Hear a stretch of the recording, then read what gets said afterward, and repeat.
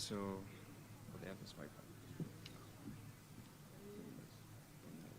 We'd have to bring them both in at the same time. How far in would you like to go with it then? I would go in about 3 or 4 inches. I go 3 or in. 4 inches. And then Can you do it without roofing tape? not that far now. How far? So that all the cables and stuff, it would be bumped up there. We can try it.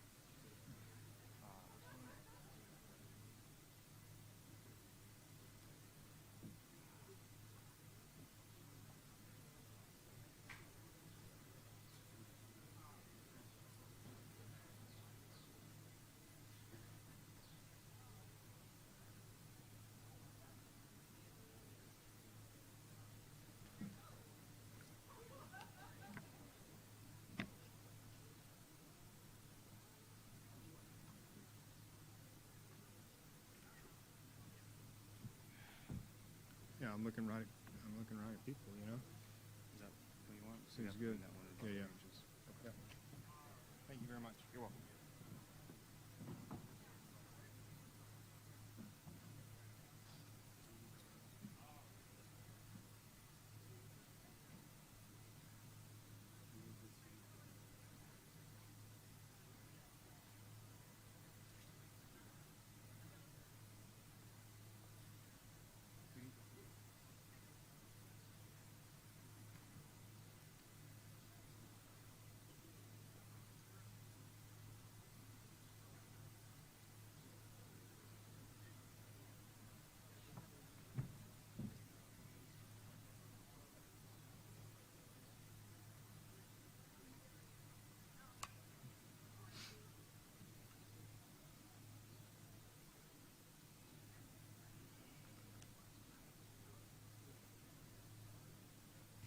I think that's good. I think so.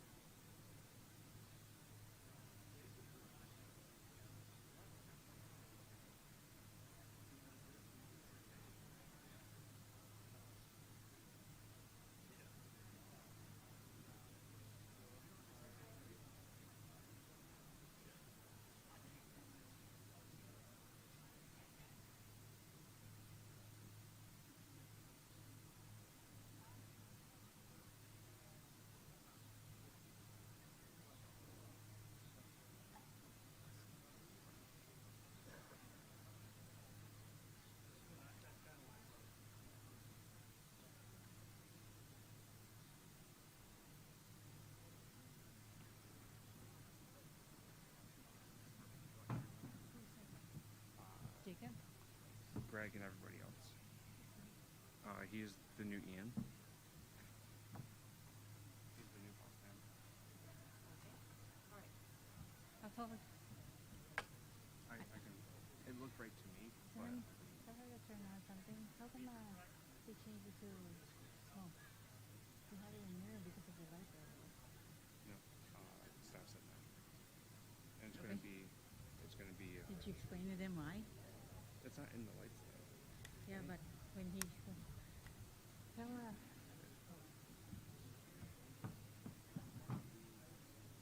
It's fine.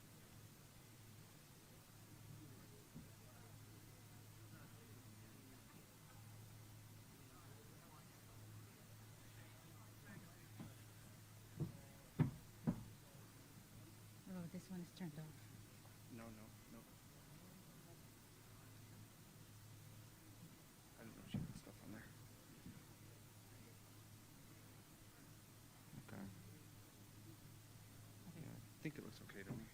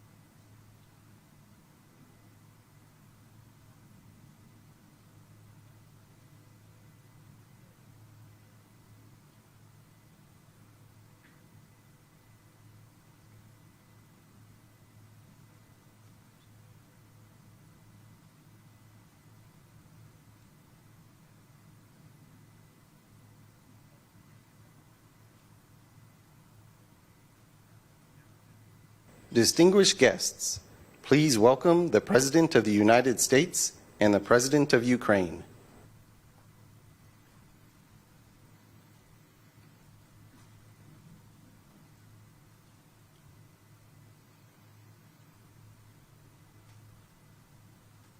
Both leaders will now sign an historic new bilateral security agreement between the United States and Ukraine.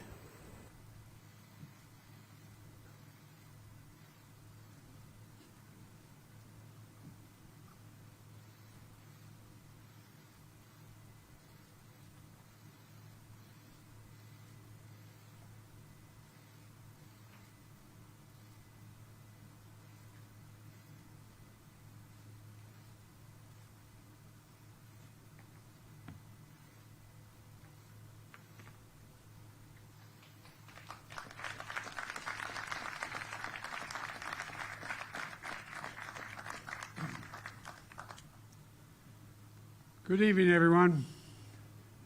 Last year at the NATO summit in Lithuania, the United States brought together every member of the G7 to sign a joint declaration of support for Ukraine. 25 additional countries joined us quickly. Each agreed to forge a long-term bilateral commitments with Ukraine.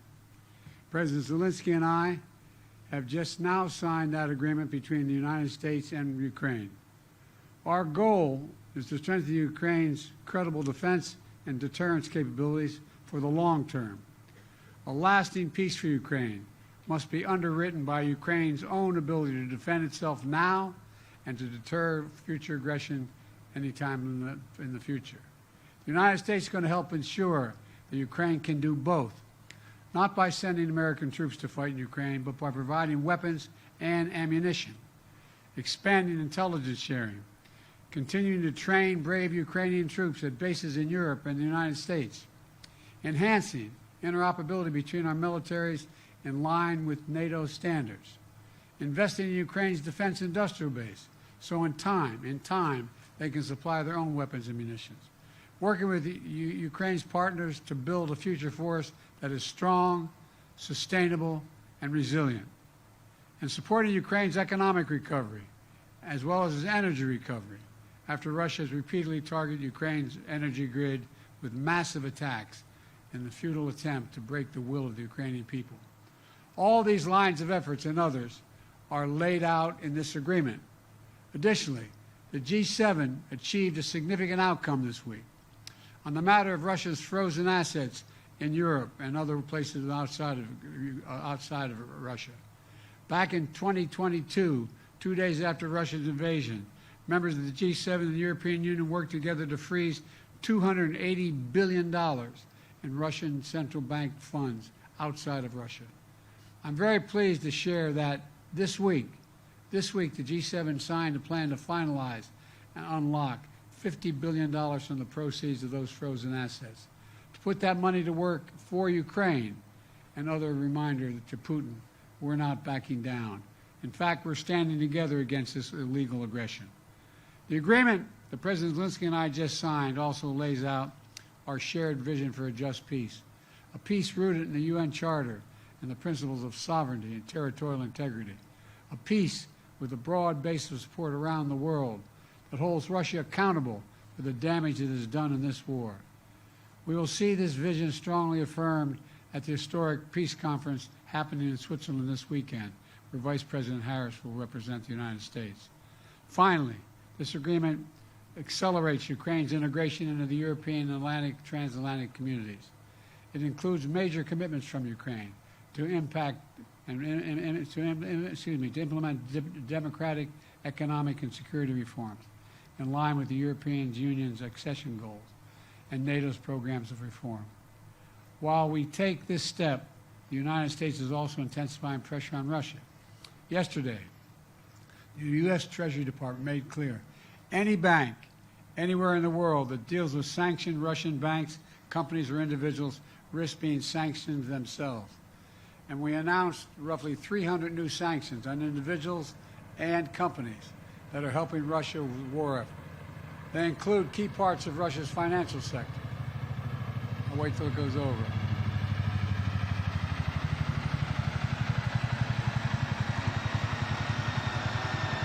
as well as individual and entities that supply Russia with items critical to its defense production, like microelectronics, machine tools, and industrial materials.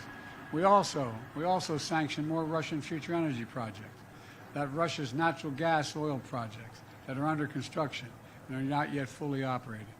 Putin is counting on revenues from these projects. Our sanctions will disrupt those plans.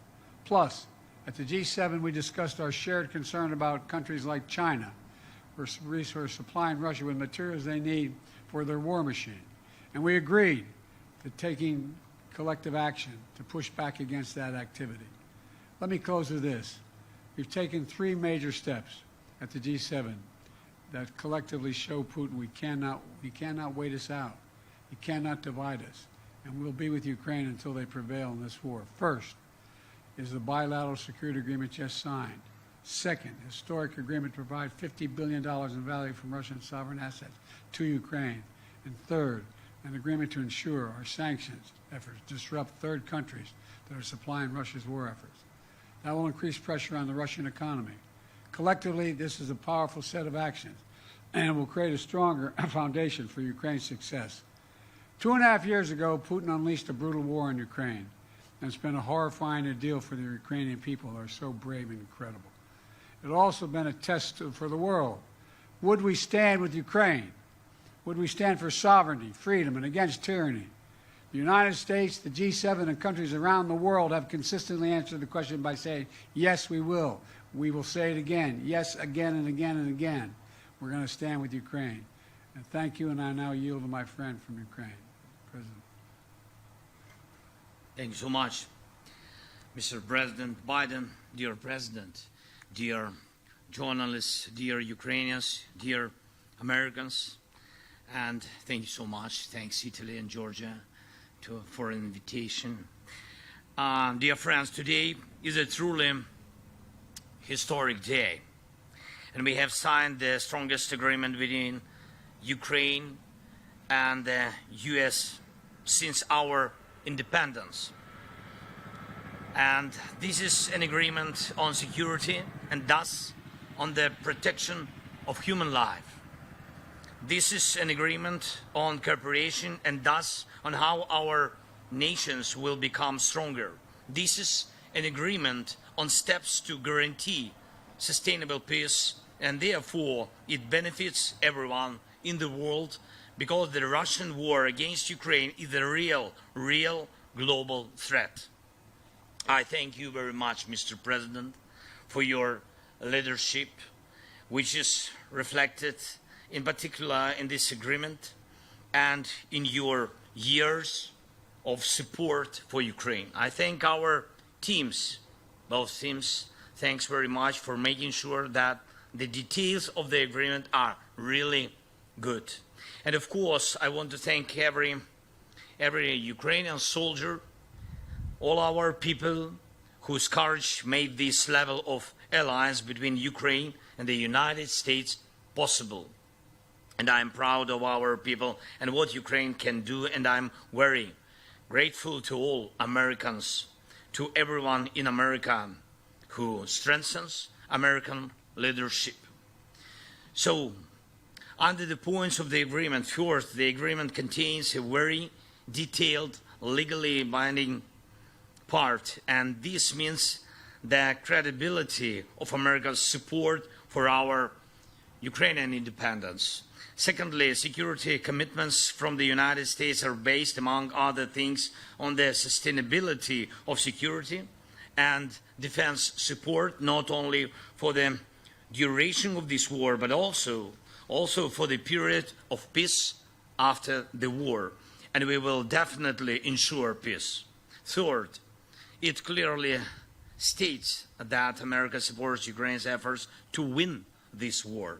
Fourth, the agreement has good provisions on weapons for our defense, whereas specifically on the Patriot systems, whereas specifically on the supply of fighter squadrons to Ukraine. That's right, plural squadrons, including but not limited to F-16s. We have worked for a long time for this. The agreement is also very specific about the supply of the necessary weapons, joint production, and strengthening of the defense industries of our countries through our cooperation. And this is something that will not only provide security, but also new, good jobs for Ukrainians and Americans. The agreement also outlines what is needed in terms of intelligence information. The agreement contains key aspects of protecting the lives of our people.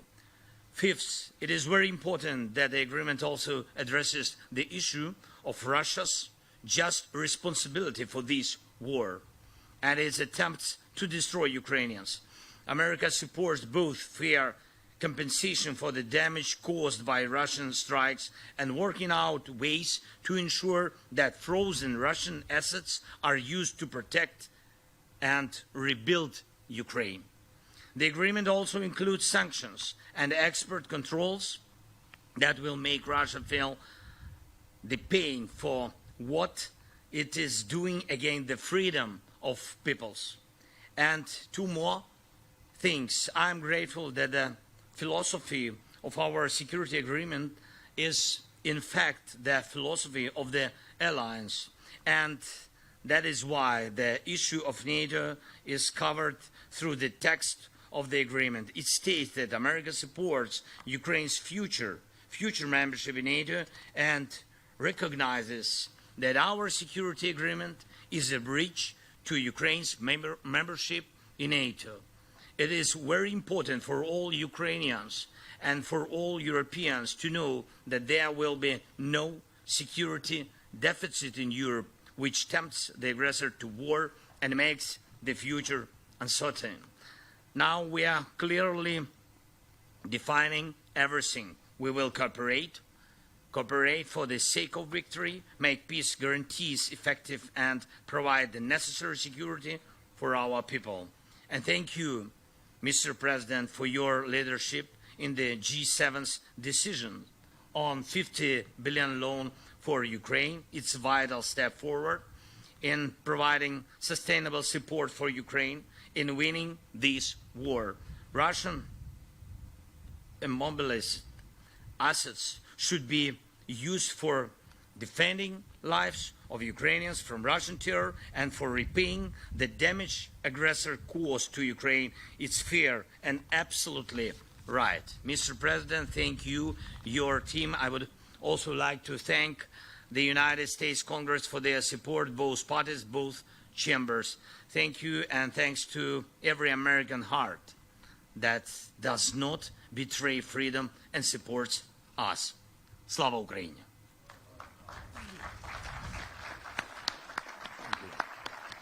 Now what we'll do is we're going to take two questions from American reporters and a question each from two American reporters and a question each from two Ukrainian reporters. The first person I'm to call on is Colleen Long of the Associated Press. Thank you. Thanks, Mr. President. About 2 weeks ago, you changed course to allow Ukraine to fire U.S. weapons into Russia. Given the reported successes, would you consider further expanding the parameters on U.S. weapons into Russia, even despite your concerns about escalation? And on the news from home, you're going through something that so many American families go through, the intersection of addiction and the criminal justice system, but you're not like most families. Was your son able to get a fair trial? Do you believe the Justice Department operated independently of politics? And for President... Let me answer your question and you ask his question, okay? With regard to the first question, it is clear that the near abroad, meaning just across the line of the border with Russia and Ukraine, that it makes a lot of sense for Ukraine to be able to take out or combat what is coming across that border. In terms of long-range weapons, longer-range weapons into the interior of Russia, we have not changed our position on that sort. With regard to the question regarding the family, I'm extremely proud of my son Hunter. He has overcome an addiction. He's one of the brightest, most decent men I know, And I am satisfied that I'm not going to do anything. I said I abide by the jury decision, and I will do that, and I will not pardon him. President Zelensky, a number of leaders here in Italy, including President Biden, are facing upcoming election challenges. How will the security agreement signed tonight and the other promises of support continue if they are not in office? And what's your contingency plan if they don't?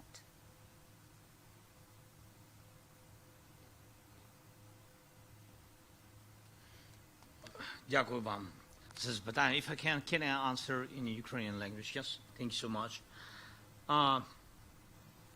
Передусім, я хочу подякувати народам всіх країн, безумовно, Сполученим Штатам, країнам Європи, інших континентів, які нас підтримували з самого початку абсолютно несправедливої війни Росії проти людей України. І саме так вони вбивали людей. Домівки, територія, все це дуже важливо, це частина життя, але перш за все люди, життя людей. Розумієте? Так, і тому ця війна була несправедлива з самого початку. Війна цього зла, ім'я його Путін, проти людей України. І він вбив дуже багато людей. Казати, що це не він, що це військовий, це інструмент для нього. Розумієте, він грає на цьому інструменті.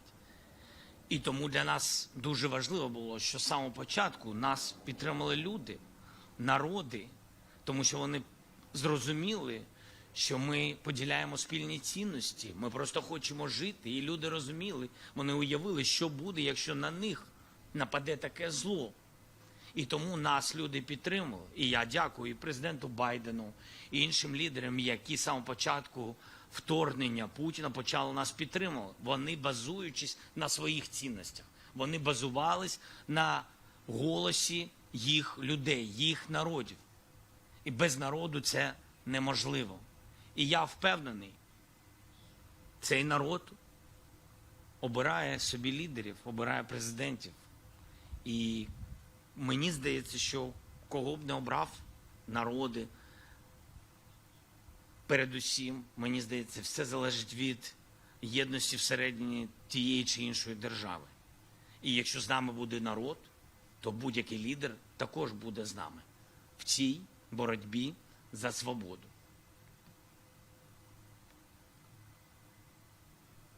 Want to call on a Ukrainian reporter? Yeah, with pleasure. Thank you so much. Так, будь ласка, телеканал Інтер. Irina Ivanova, Inter TV channel Ukraine, and I have a question for both leaders.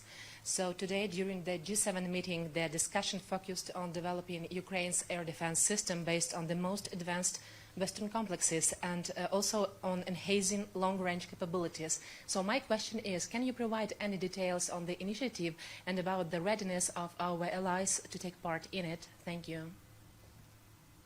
I'd be happy to respond to that. We have acquired commitment from 5 countries so far for Patriot batteries and other air defense systems, as well as we've let it be known to those countries that are expecting from us air defense systems in the future, that they're going to have to wait. Everything we have is going to go to Ukraine until their needs are met, and then we'll make good on the commitments we made to other countries. I think President Biden already answered your question. Really, he knows, and all other partners, they know that urgently we need 7 Patriot systems. Yes, to save our cities, not all of them, it's a pity, but urgently 7. And we discussed the possibility of having 5 of them. It's true, but the partners work on it. It doesn't mean that tomorrow we will have these 5 systems, but we see in the closest future good result for Ukraine. You'll have some relatively quickly. American reporter, Josh Weingrove, Bloomberg. Thank you, Mr. President. I have a question for President Zelensky shortly on the announcements, but if you don't mind, I'd like to ask you about your discussions on the situation in Gaza here at the summit. You were asked just a short time ago about it. after the skydiving demonstration. Can you give us your assessment of Hamas's response? And do you believe that they are trying to work towards a deal, or is this response working against a deal? And what is your message to allies, including those here at the G7, about what more, if anything, the U.S. can do to drive towards a peace agreement? Thank you. I wish you guys would play by the rules a little bit. I'm here to talk about a critical situation in Ukraine. You asked me another subject. I'll be happy to answer it in detail later. But the bottom line is that we've made an agreement. I've laid out an approach that has been endorsed by the UN Security Council, by the G7, by the Israelis, and the biggest hang-up so far is Hamas refusing to sign on, even though they have submitted something similar. Whether or not it comes to fruition remains to be seen. We're going to continue to push. I don't have a final answer for you. And to President Biden's point, a question about today's discussions. President Zelensky, the $50 billion today, you've had the supplemental, of course, from the U.S. Congress recently.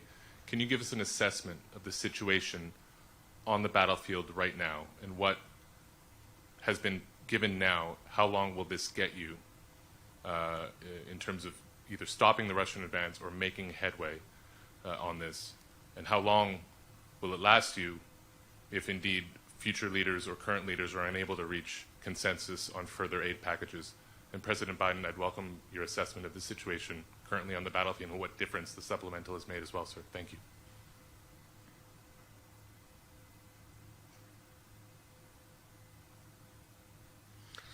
Дякую за ваше запитання. Ми дійсно очікували фундаментального пакету підтримки в Конгресі Сполучених Штатів Америки.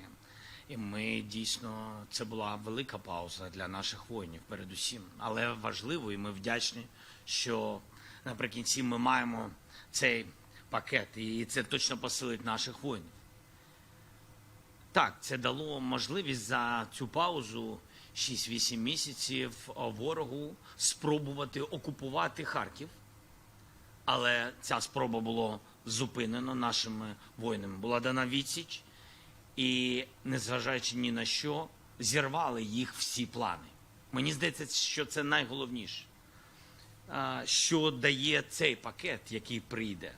Цей пакет дає можливість укомплектувати ті резерви, тих хлопців, ті бригади, які готові, для того, щоб вони можливість дали ротаціям, щоб ті хлопці, які втомлені, які на полі бою, щоб могли вони відпочити, щоб могли бригади відновитись, щоб замість них вийшли інші бригади з технікою. Ось що дає цей пакет. І підняття морального духу, і підняття сили наших бригад. Мені здається, що це найголовніше. Наскільки це вистачить? Дивіться, ми без пакету тримались 8 місяців. І ніякого успіху у русських не було. І тому питання, наскільки вистачить, мені здається правильніше, наскільки вистачить єдності в світі, єдності в Сполучених Штатах разом з європейськими лідерами.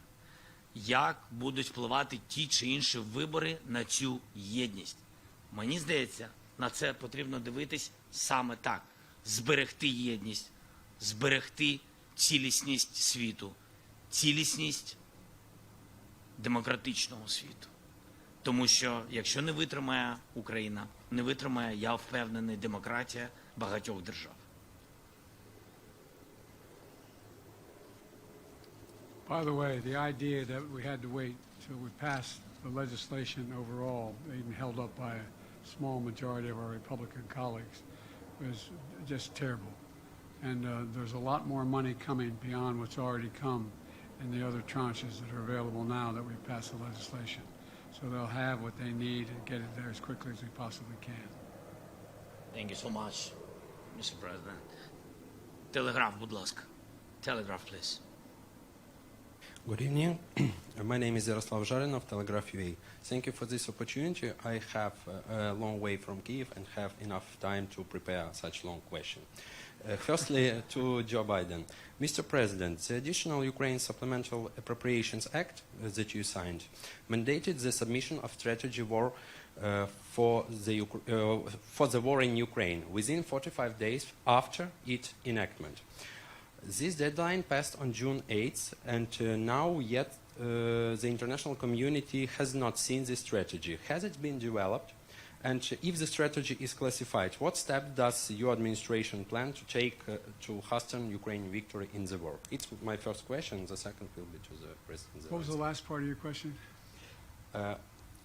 Has it been developed, this strategy, and what steps does your administration plan to take to victory Ukraine in the war? The steps we're going to take to make sure that Ukraine has victory and that Russia does not prevail is continued support, what we just signed. We signed that, and a significant number of nations have signed it. We have convinced the G7, we've got support of the G7, and quite frankly, 48 other countries. We sat with the Prime Minister of Japan, South Korea. We have 50 nations who signed up beyond the NATO and the G7. And so we're going to stay as long as it takes. With regard to the plan, that is a plan in process now. We're discussing with our Ukrainian friends exactly what it would be. We have a lot of movement toward that. We know the outlines of it. We have not done the detail of it all.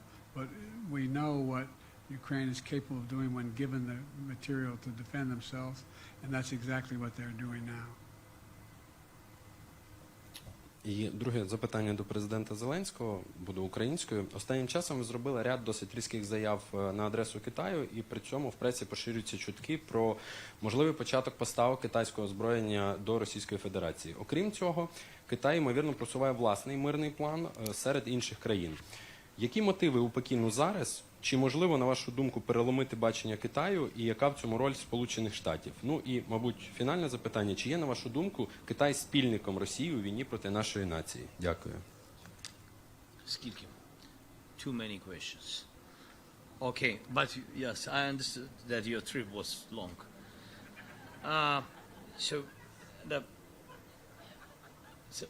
First of all, I had phone conversation with the leader of China by phone. He said that he will not sell any weapon to Russia. That is the first. We'll see with you. We'll see. But he said to me, if he is a respectable person, he will not, because he gave me the word. The second, you know very good with details our peace formula. It's very open for everybody, basing on charter. Yes, your nation, and you know that it bases on next principles: territorial integrity, sovereignty, nuclear security, food security. If China has alternative view on it, it can prepare alternative peace formula. If we share common views on it, like with globally with all the world, I think so. So if they share the same way to peace, we will find dialogue. By the way, China is not supplying weapons, but the ability to produce those weapons and the technology available to do it. So it is, in fact, helping Russia. Thank you all so very much. Appreciate it. This concludes our press conference. Thank you, everybody.